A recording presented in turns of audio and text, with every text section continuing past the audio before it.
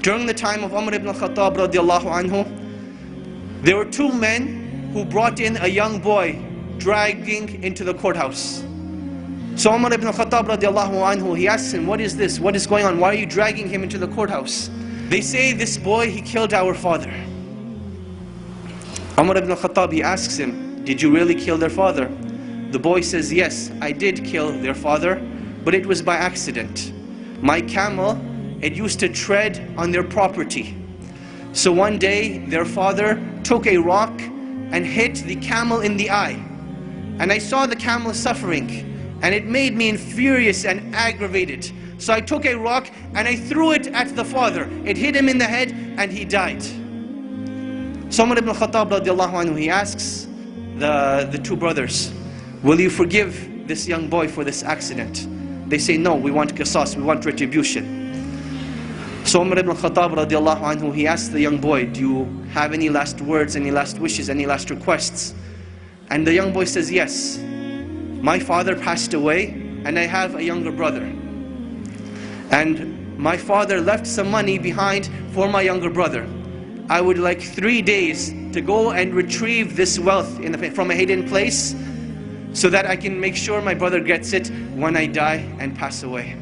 So Umar ibn Khattab, he thinks this boy is making up the story. He's like, boy, what are you talking about? What wealth, what father, what young brother? The young boy, he says, trust me. Umar ibn Khattab, he says, okay, I will trust you, but find a guarantor for you. Someone who will guarantee that you will come back. The young boy, he looks around, there's a packed courthouse. Will someone not help me today?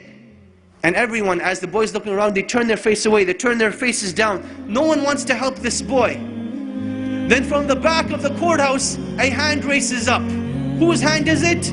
Abu Dhar al-Ghifari radiallahu anhu, the noble and illustrious companion who gave da'wah to so many of the tribes.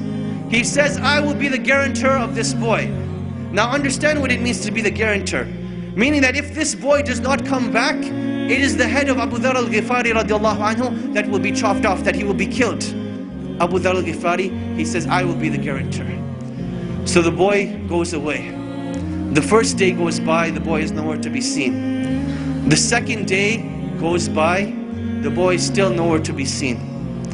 Asr time comes on the third day.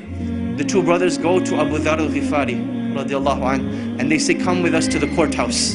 It is time. Abu Dhar al-Ghifari radiallahu anhu says, I will come to the courthouse, but the day does not end until Maghrib. So now Abu Dhar al-Ghifari is walking through Medina with these two brothers. They're going to the courthouse. And the people of Medina are following behind them, all getting to the courthouse to see what is going to happen. It is now the talk of the town. You can imagine, minutes are going by, the courthouse is filling up, the anxiety is building up. Will Abu Dhar al-Ghifari have his life sacrificed for the mistake of a boy? And literally minutes before the adhan of Salatul Maghrib, the boy rushes in. People are now shouting, they're happy, they're wondering what's going to happen, will everyone be forgiven, will everyone be happy, what's going to happen? So the boy comes in, the adhan for Maghrib hasn't gone. Umar ibn Khattab radiallahu anhu, he asks the boy, oh boy, why did you come back? I did not send a spy behind you, I did not send anyone to follow you. What made you come back?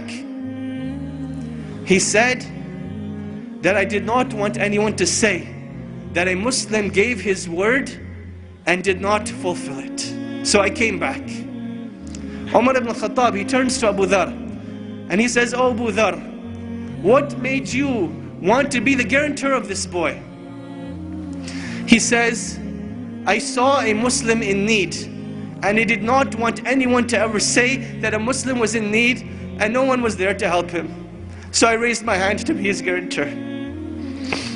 The two brothers, they say, when we have people like this, how can a Muslim ask for forgiveness and no one be there to forgive him? So they forgave the boy, and the boy was forgiven.